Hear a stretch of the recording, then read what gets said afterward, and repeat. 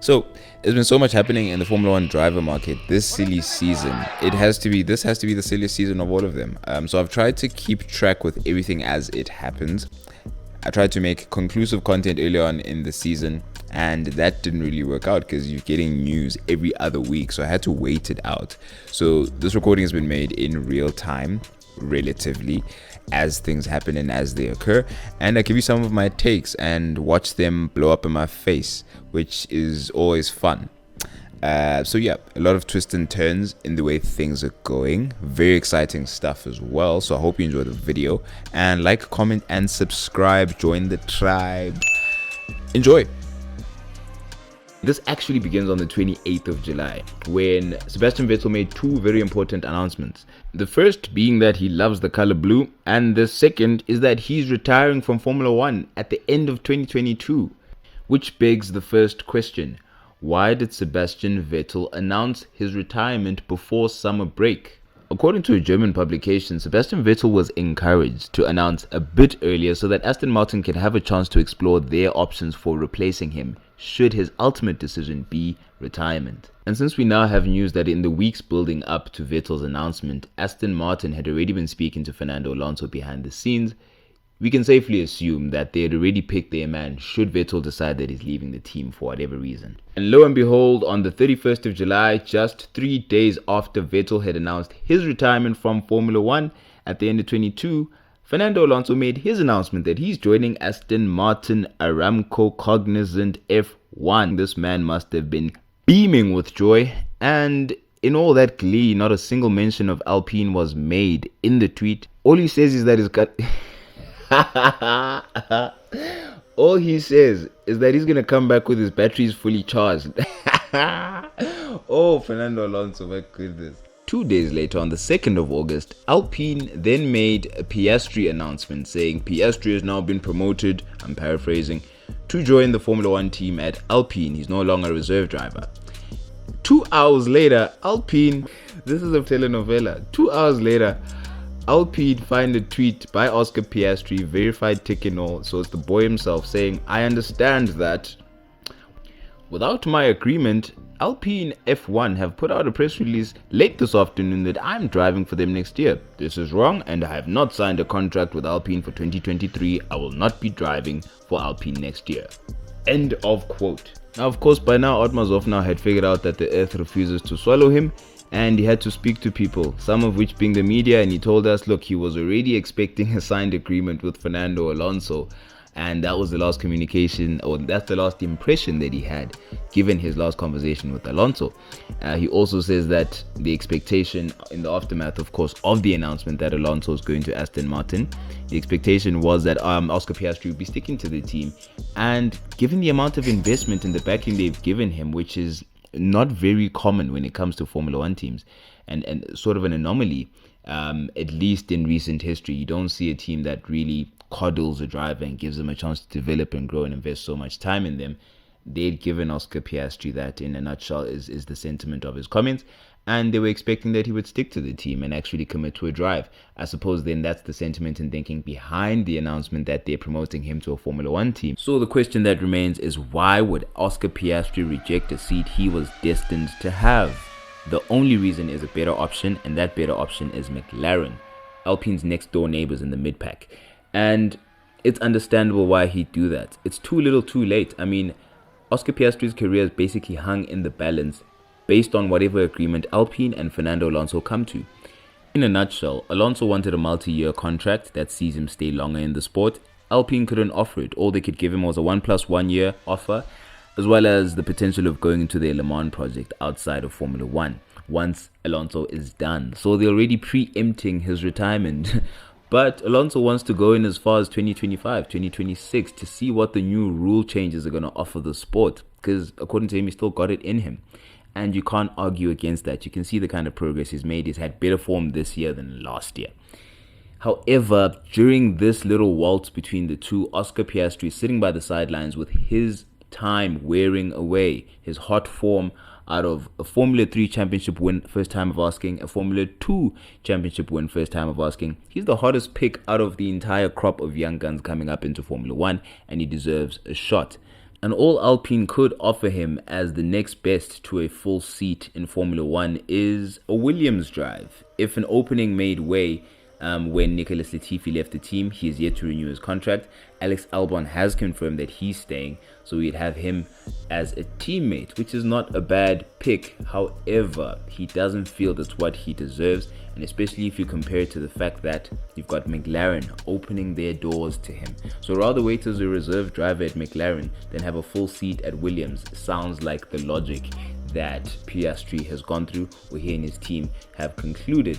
Whether this materializes and whether this becomes a successful campaign with him in McLaren remains to be seen. There's so many variables, but I don't think it's set in stone that Daniel Ricciardo is going to leave the team immediately, because it means McLaren would have to compensate him, and he's already committed to staying with the team. So there'll be a lot of friction for that to occur. It'd be really messy. I don't know if McLaren are willing to go that route.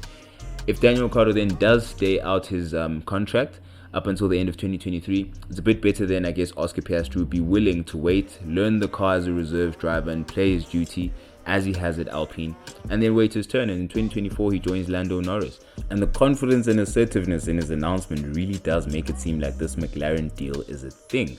So we'll wait and see what legal processes the teams and all parties involved are going to undertake to see which contract agreement overpowers and overrules the other in the court of law. As of now, is quoted by Planet F1 saying that there's a 90% chance that Alpine would take this to the higher court if need be.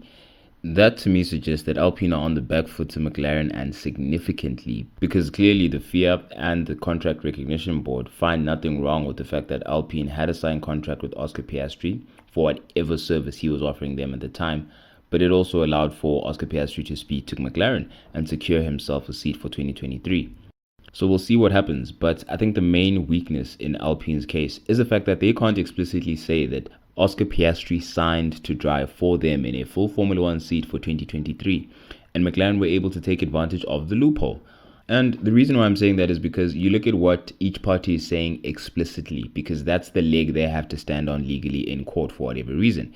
Oscar Piastri can say for sure he did not sign for 2023 with Alpine.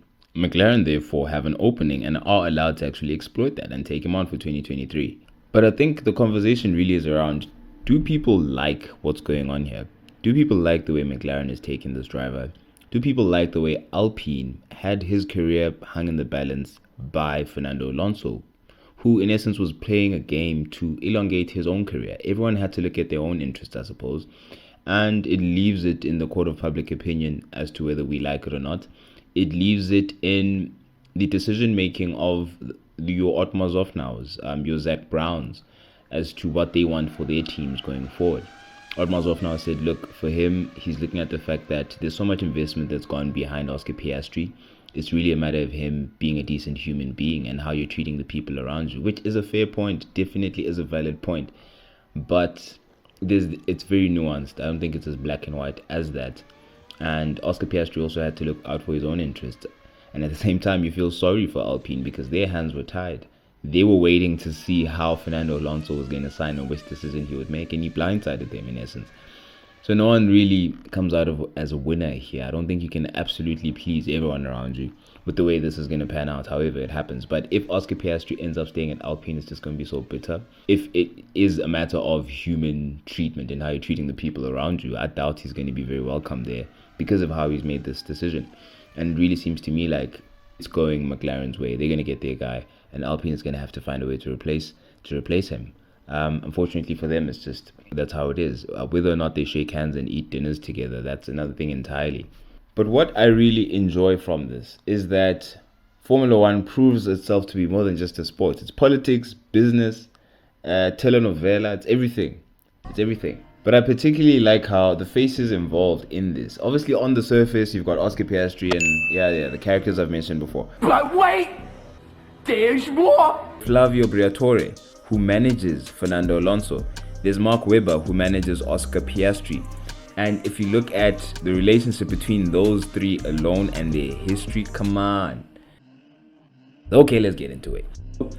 Flavio Briatore has a history as a team boss, of course, starting from the days of Benetton. He was the one who famously brought Michael Schumacher into, I suppose, stardom and brought him into the spotlight of Formula One. Now, how he did that is the fun part, because it's almost like a mirror image of what's going on right now with Oscar Piastri and McLaren and Alpine.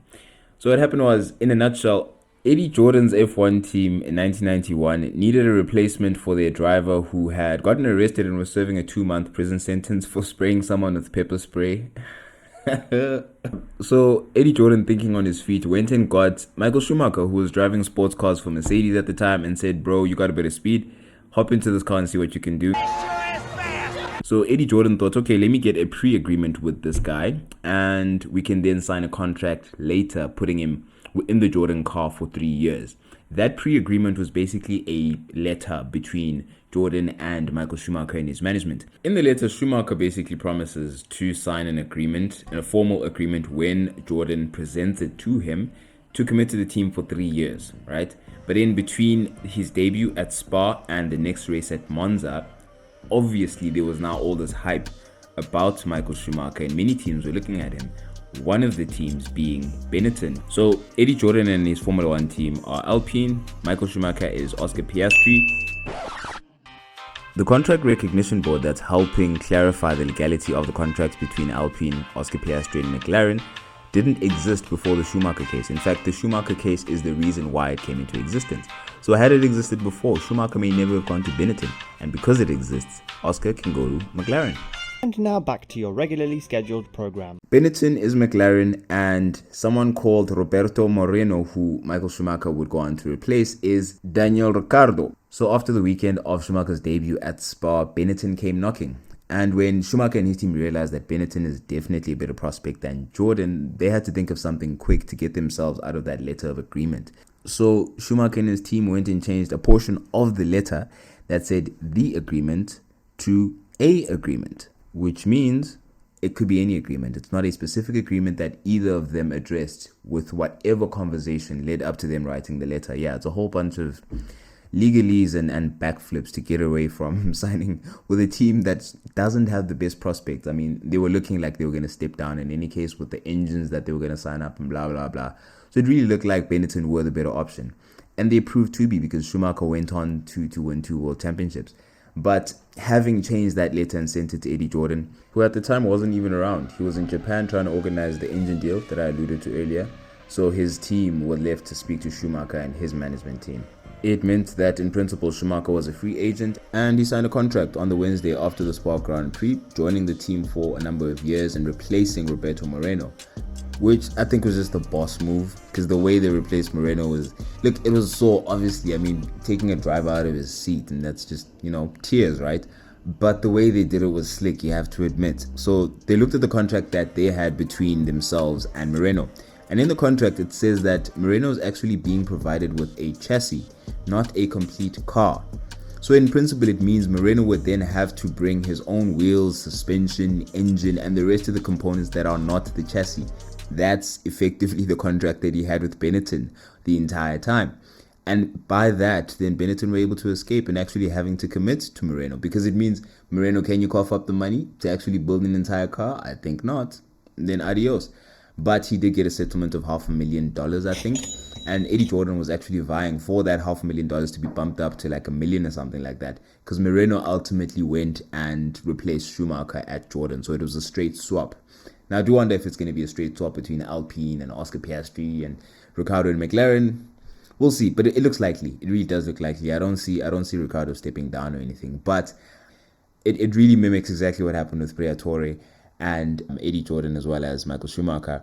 And it's funny, Flavio Briatore is in the mentions here. He is managing Fernando Alonso, and he used to manage Mark Webber, who currently manages Oscar Piastri, the same Piastri who managed to find some sort of loophole in a contract and escape.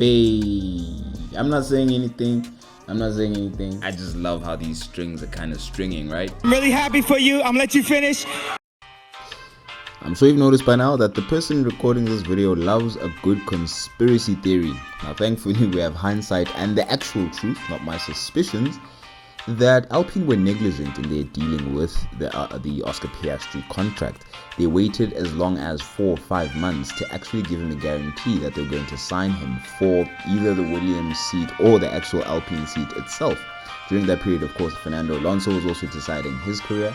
So it's not like Alpine, or rather, it's not like Oscar Piastri and his team were searching for some sort of loophole to escape. It's just that Alpine slacked. They really fumbled the bag here and didn't give Oscar the security that he needed, that his future was in fact in good hands. I still want to give props to Flavio Briatore and Michael Schumacher, the boy! I'm for the villains on this one. And while we're here, like, comment, subscribe, join the tribe, and share the video. And now back to your regularly scheduled program. Hey everyone, wanted to share some news. It's not great, it's bittersweet for sure, but I think it's best you hear it from me. 2022 will be my last year with McLaren. And just when you thought you'd seen the last hereby announcement by a Formula 1 driver wearing a black t-shirt in front of a white background. Hi everyone, the news is finally out. I'll be joining the Formula 1 grid in 2023 with McLaren. The writing was on the wall, and McLaren's silence for so long during this process about Daniel's future kind of said it all. It suggested that discussions had begun in the background about where McLaren and Daniel Ricciardo were going forward. My expectation was that he wouldn't leave immediately, so he would see his contract through and then Oscar Piastri goes in. But then that contradicts the idea that Oscar Piastri is done waiting on the sidelines. So why would he announce that he's not going to Alpine for sure and not going to McLaren? The only thing that would make him do that is the guarantee of a full Formula 1 seat, which suggests then that Daniel Ricciardo is being ousted. Now, in terms of the driver market,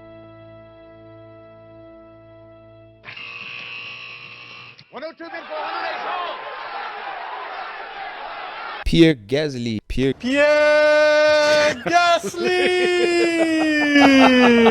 Every time Monza comes around, the Gasly stock goes up. Alpine apparently want to get themselves some Gasly stock, and that would leave a vacancy at AlphaTauri, and the man leading the charge to actually fill that gap is someone who burst onto the scene recently, Nick de Vries of Formula E World Championship fame. He is the reigning Formula E World Champion and made his debut at Monza, stepping in for Alex Albon, who had to undergo surgery but is said to be recovering. He only had a couple of hours of preparation to step into that Williams and impress. Not only does he outqualify Nicholas Latifi, he put points on Nicholas Latifi's dome. And we just learned that Nicholas Latifi is leaving Williams. No surprises there at the end of 22, which leaves that seat next to Alex Albon open, the seat next to Valtteri Bottas open, although you can see Zhou Guanyu securing that, and the famous Alpine seat still vacant. 3 seats open, and we don't know who's going there in a very unpredictable market. And now back to your regularly scheduled program. So there's a lot of chatter about Nick de Vries at the moment. AlphaTauri may be where he's headed if the meeting he apparently had with Helmut Marko of Red Bull went well and an agreement was reached. We wait and see. Driver market is always unpredictable. It's called silly season for a reason. However, Jack Doohan, another Australian in the sidelines from Formula 2, could come up and take that Alpine seat if Alpine decide that their youth is the truth and invest in their own, which also a logical decision. A lot of teams are doing it. Perhaps they may go that route. Who knows? Nico Hülkenberg seems to always have an outside chance, but that's a bit unrealistic. Antonio Giovinazzi, who fell out of the scene when Zhou Guanyu came on and has been out qualifying and out racing Bottas, all done in some Prada. My man. We'll see how that unfolds, but I am hesitant to go any further about driver market predictions because it could go left very quickly. For example, Colton Herta, who was said to be in the lead to take that AlphaTauri seat that Pierre Gasly would leave open. However, FIA were not willing to bend the rules to suit Red Bull's needs. So it's sour grapes over the Atlantic, and that sucks. I would have loved to see how the crossover happens from IndyCar into F1. Maybe one day it'll happen, but for the time being, it's we wait and see. What's gonna happen next in the driver market, who knows? And that is how we wrap up Kwasuka Sugela F1/silly season roundup. Wow, your favorite sport is a mess, and I'm here for it. 2023 Formula One calendar has been released, and Kyalami GP is not a part of it. Surprise. When you see this 24 race calendar steady closing us out and it's going to the States 3 times, I'm telling you. But we stay praying, keep the prayer circles open, and yep, it's Pelelanga until that Kyalami GP is on that calendar. Let me know what you think of the whole Schumacher and Piastri comparison, and whether you love a good villain story like me. Like, comment, subscribe, join the tribe, and share the video. A man and his goat walking in the forest, you know the deal.